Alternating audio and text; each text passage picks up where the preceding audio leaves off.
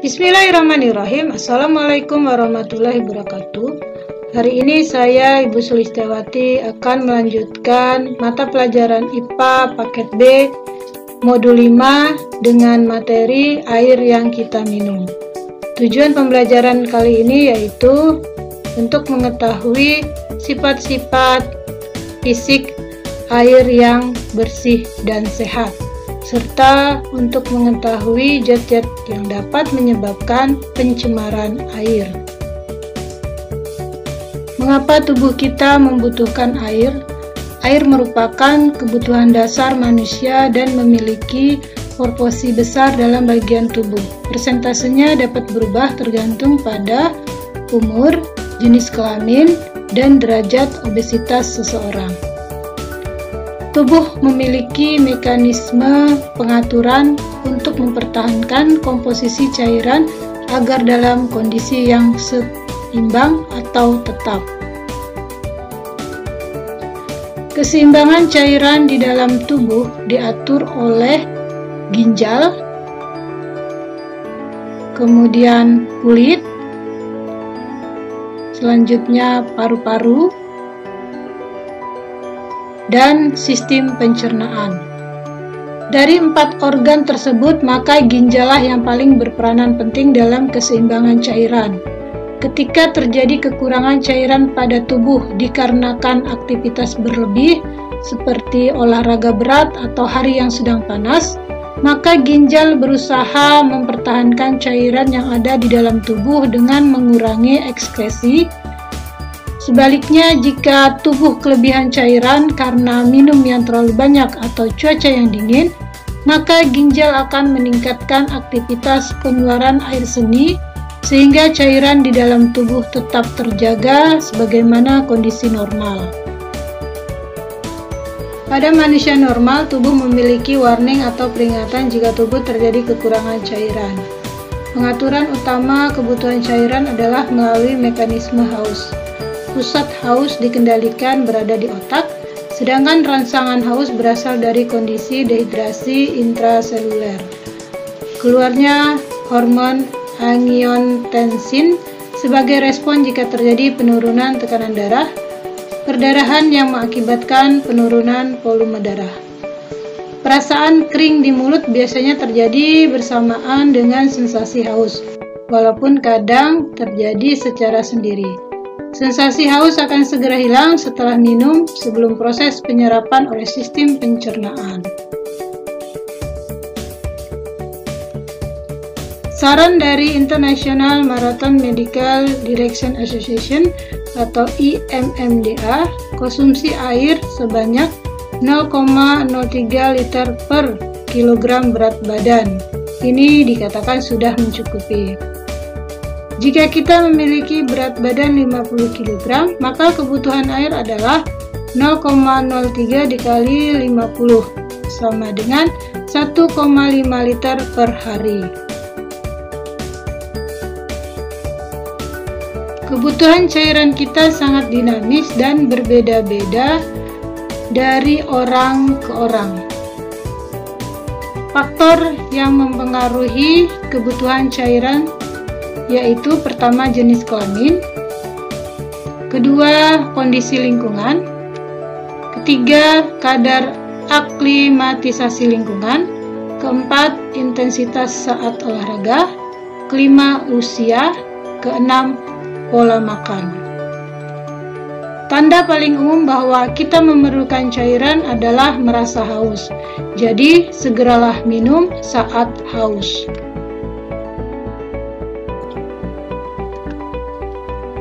Air adalah senyawa yang penting bagi semua bentuk kehidupan, karena tubuh manusia memerlukan air untuk terus melakukan metabolisme, di mana untuk memenuhi kebutuhan air, kita harus mengkonsumsi air yang bersih dan sehat. Bagaimana ciri dari air bersih dan sehat? Yang pertama yaitu tidak keruh. Jika air mengalami kekeruhan, maka itu suatu pertanda air tersebut kemungkinan besar telah terkontaminasi oleh keberadaan zat lain di dalamnya. Yang kedua adalah tidak berwarna. Warna yang tercipta dalam air dapat menandakan hal serius berbahaya. Contoh pada air yang telah tercemari oleh zat sisa maupun limbah areal pabrik yang menimbulkan perubahan warna pada air lingkungan.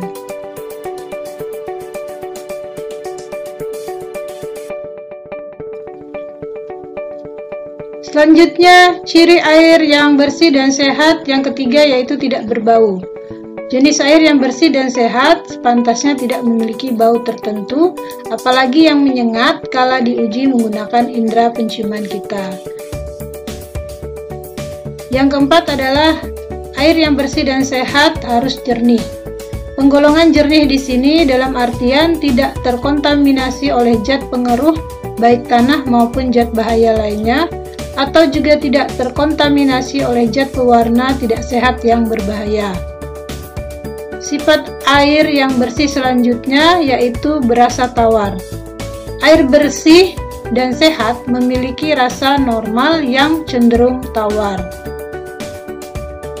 Selanjutnya adalah derajat keasaman aman. Air bersih dan sehat memiliki nilai dalam kisaran 6-8. pH 7 adalah yang sangat dianjurkan.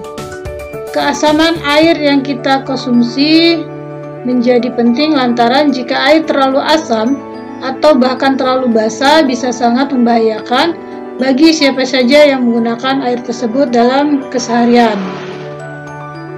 Untuk mengukur pH air, kita bisa menggunakan bantuan kertas lakmus atau alat bantu pH meter. Selanjutnya, ciri-ciri air yang bersih dan sehat adalah suhu normal. Secara normal, suhu air bersih dan sehat tidak boleh terlalu panas maupun terlalu dingin. Karena suhu tinggi dapat merangsang penguapan pada air itu sendiri, sedangkan suhu cenderung rendah yang ekstrim dapat berdampak pada pembekuan air tersebut. Untuk kisaran suhu yang normal yaitu antara 10-25 derajat Celcius. Ini digunakan sebagai patokan bagi standar air bersih dan sehat.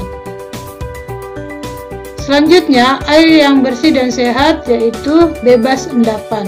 Jika kita mendapati air jernih namun ternyata terdapat unsur endapan di bagian bawah, maka air tersebut belum mutlak dikategorikan sebagai air bersih dan sehat. Hal ini lantaran masih terdapat unsur pengeruh yang sewaktu-waktu dapat kembali tercampur bersama air tersebut untuk menjadi unsur pencemar yang membahayakan. Ciri dari air yang bersih dan sehat yang kesembilan yaitu bebas zat kimia arsenik. Zat kimiawi yang bernama arsen sangat berpotensi untuk mencemari air lingkungan. Zat ini biasa ditemukan dalam paparan pestisida untuk mematikan hama yang biasa menyerang pertanian warga. Namun, tak hanya membunuh hama saja, nyatanya bahan obat ini juga sangat buruk dampaknya jika sampai tertelan oleh manusia. Penyebab pencemaran air adalah limbah pabrik atau limbah rumah tangga. Bahan pencemar berupa bahan kimia yang mengandung racun, mudah mengendap, mengandung radioaktif, panas, dan pembongkarannya banyak memerlukan oksigen. Polutan yang menyebabkan pencemaran air harus diuraikan. Penguraian polutan tersebut memerlukan banyak oksigen, sehingga menyebabkan kurangnya kadar oksigen dalam air. Hal tersebut berpengaruh terhadap kehidupan di air. Banyak ikan yang mati karena kekurangan oksigen. Pencemaran air menyebabkan air berwarna hitam, kotor, dan berbau busuk. Pencemaran nitrogen dalam perairan menyebabkan eutrofikasi, yaitu ledakan pertumbuhan tumbuhan air seperti eceng gondok. Air yang tercemar dapat dikurangi kadar pencemarannya dengan cara menyaring, mengencerkan, dan mengendapkan. Oleh karena itu, maka pabrik-pabrik diwajibkan menampung dan mengolah limbah. Dan jamban kotor atau WC pada setiap rumah tangga perlu dilengkapi dengan septic tank. Selanjutnya adalah penugasan 3. Tujuannya yaitu agar peserta didik mampu melakukan proses daur ulang penggunaan air melalui penyaringan atau filtrasi dengan menggunakan media yang sederhana. Nah, silahkan kalian baca langkah-langkahnya. Nah, ini adalah gambar contoh alat filtrasinya. Nanti kalian foto bahan-bahan yang diperlukan, kemudian kalian tuliskan cara membuatnya, foto hasil air yang dihasilkan setelah melalui proses filtrasi.